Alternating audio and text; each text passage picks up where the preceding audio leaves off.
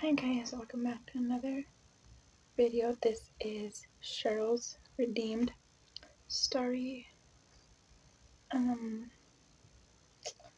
So you guys already know how I start by reading a poem.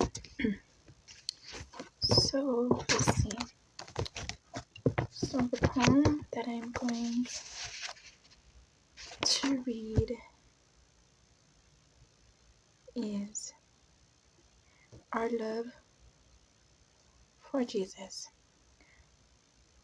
Our love for Jesus can be so great if we give him a chance, because he loves us so much that he died for us so that we can love one another. It don't matter if it is our enemies, we still love anyway, but love them from afar.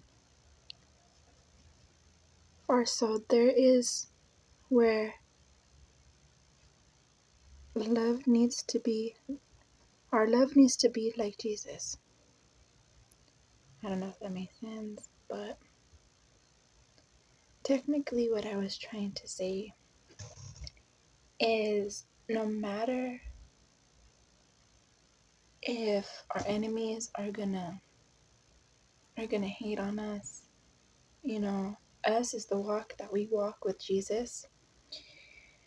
We have to love them anyways, because Jesus loves us. Jesus loves us, and he also loves our enemies. But we don't have to love them like close to us. We can love them from like afar. It talks about it in the Bible. I know in the Bible, but I just don't know in what chapter talks about it. But it's also in a song.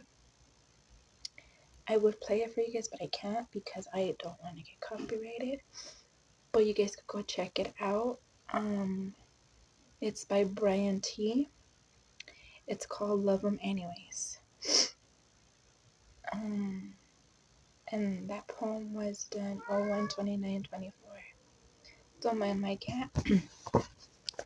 Okay, so today I'm gonna do something for you guys, which I'm gonna do a thing from Women of the Bible. So, and happy Sunday, you guys. I hope you guys are having a blessed Sunday, or but yeah. So I had before I had started the video, I had opened up my Women of the Bible, and I realized that this was in there.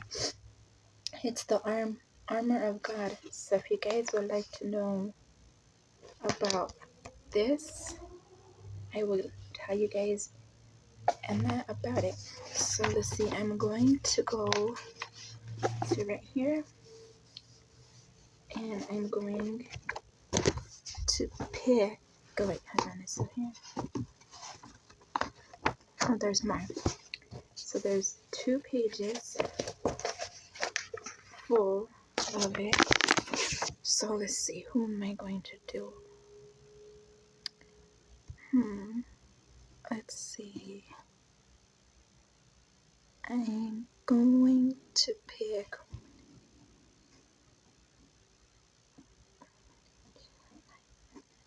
I'm gonna pick women in Jesus' life and ministry. So that's page 235.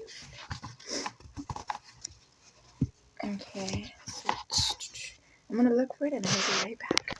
Okay, so I could find it, but it kind of didn't make sense. So what I'm gonna just do is I'm gonna just start from the beginning. The beginning talks about Eve. So yeah, okay. So it talks right here. It talks about Eve. It says her name means living, giving, or mother of all who have life. Okay, her character. She came into the world perfectly at peace with her God and with her husband, the only other person on the planet. She lived in paradise, possessing every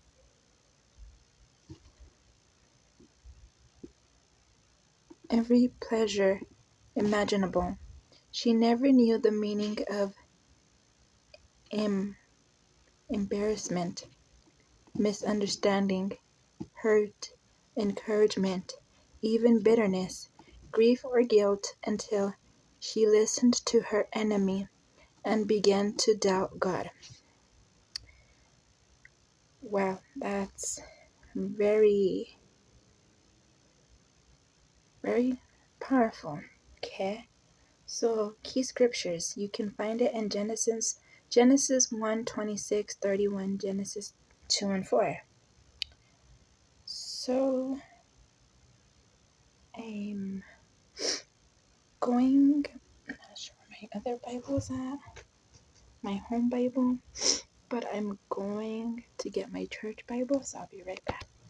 Okay, so yes, I have two Bibles. I have the Bible that you guys seen in the last video, which is that blue one, and then this is my church Bible.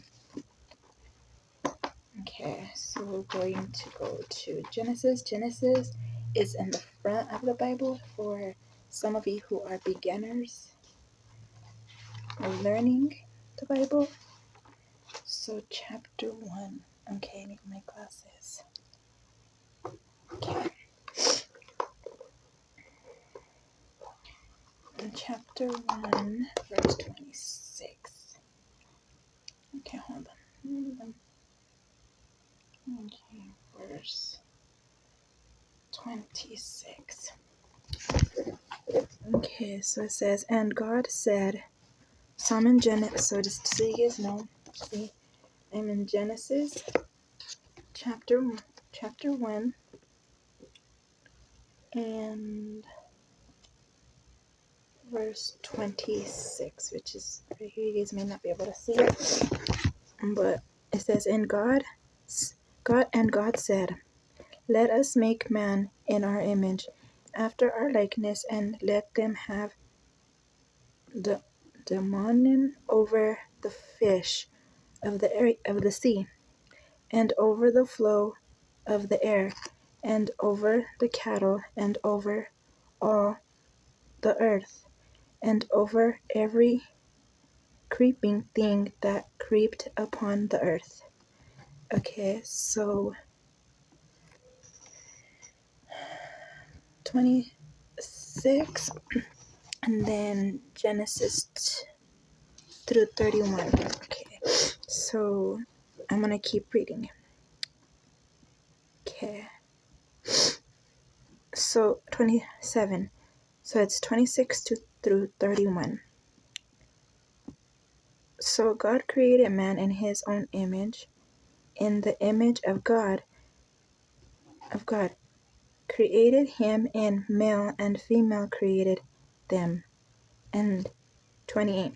And God blessed them, and God said unto them, be faithful. You guys. Be fruitful. I did say that right. Fruitful and multiply and replenish the earth, and subdue it, and have dominion over. I don't know that word. Forgive me, you guys, but I will relook it up in the kids' Bible. Over the fish of the sea, and over the flow. Okay, already. It's like I read that. Over the flow upon the earth. Okay.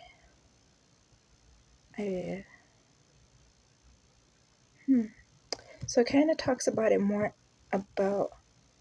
than once, about overflowing and over the air and every living thing that motivate upon the earth. Okay.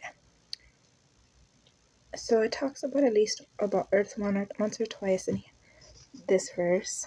So it says, and God said, behold, I have given you every herb bringing seed which is upon the face of all the earth, and every tree in the which is the fruit of a tree yielding seed to you, it shall be for meat.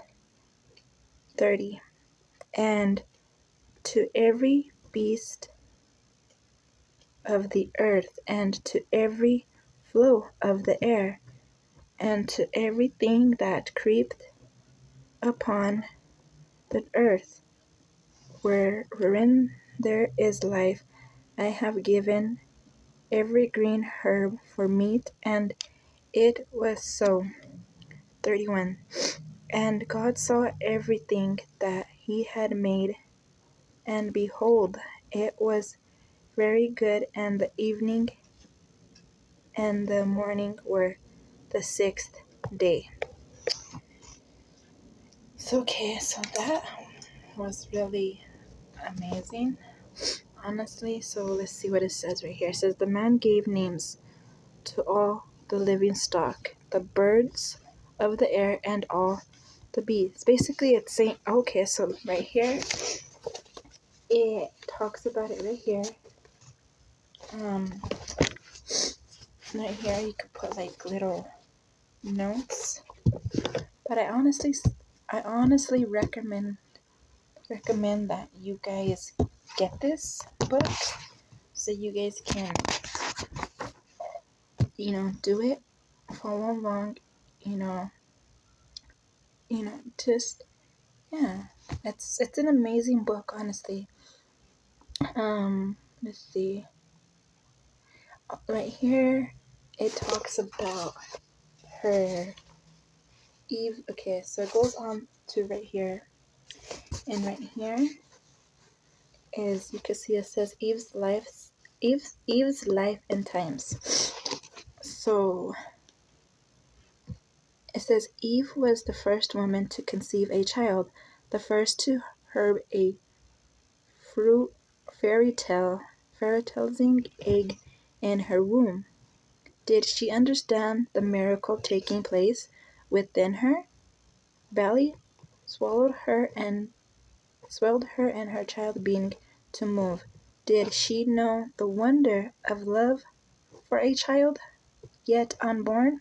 The Bible doesn't give us those answers, but it does tell us that Eve recognized that life was in God's control. At chance birth, she exclaimed with the help of the Lord, I have brought forth a man. And it talks about it in Genesis 4:1. God's judgment on Eve. Within pain, you will give birth to children was no doubt exactly what Eve experienced in birthing this first child. It's the process we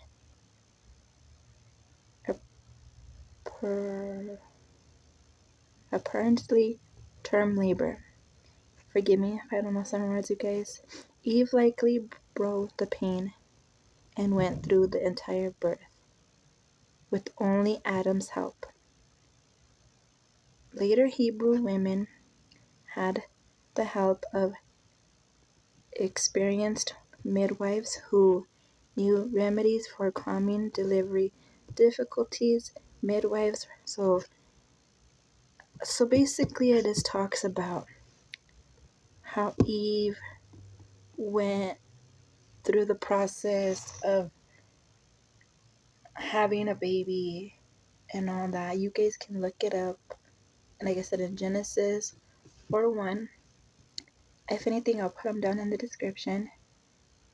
And the birth stool referred to in Exodus 1:16 was probably a low stool on which the mother to be. So yeah, talks about that there. I'm gonna move on to the thing where I can write. Okay, so right here,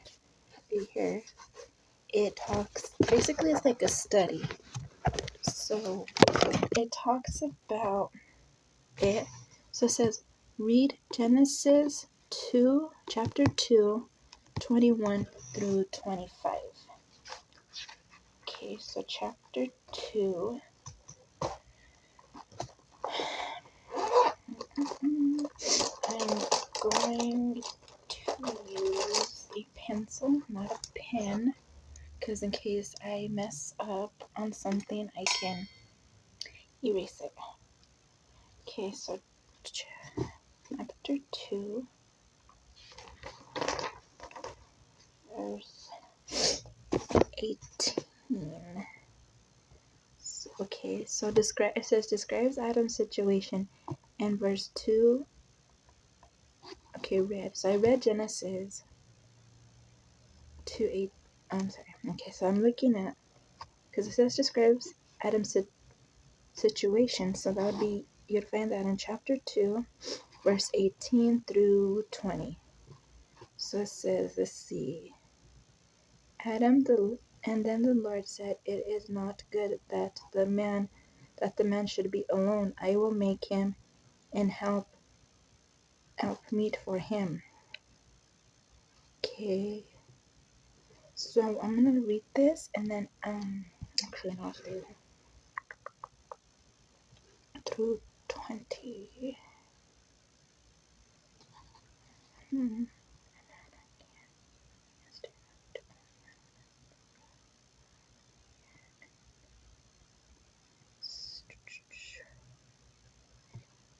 In this paradise, what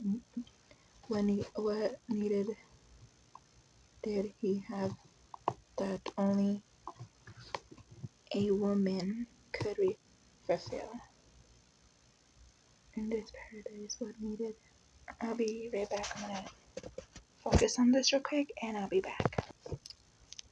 Okay, so I may be wrong in this, but I'm gonna double check on this part. But this is what I put down so far. He needed to help the sheep. I may be wrong on this, guys. Okay, so next one is 2. What does being one flesh and in a marriage mean, both physically and spiritually? So this would be 2:24.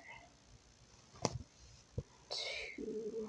So it'll be chapter 2, verse 24, and it's still in Genesis. Okay, so it says right here,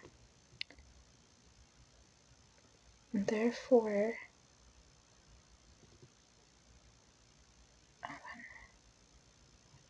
okay, so therefore shall a man leave his father and his mother, and shall cleave unto his wife, and they shall be one flesh.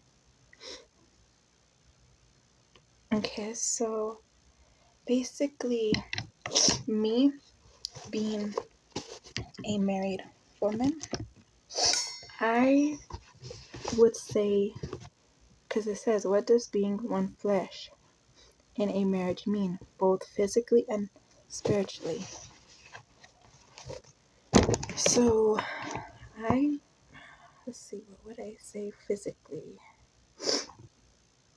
This video is probably going to be a little longer because I have a good little portion of it. So I'm going to pause it and then I'm going to write it down and I'll let you guys know what I wrote. You know what? That question right there has me really thinking, really thinking on that. So if anything, there might be a part 2 to this, but let's go on to the next one. Thinking of a couple who truly seems to be one flesh. What is their relationship like? Wow. Wow. Thinking of a couple who truly seems to be one flesh. What is the relationship like? Another good one that I need to, so I need to think on that one as well. So the next one is Genesis 3 and 1. So Genesis 3 1 is one of the. So you know what, guys? I'm gonna stop right here. I'm gonna get back to it, and when I have the answers, I will do another video for you guys. So stay tuned for a part 2 of this. So don't forget to like, comment, share, and subscribe. Hit the notification button and comment down below. And remember, I love you and Jesus loves you more. God bless you guys.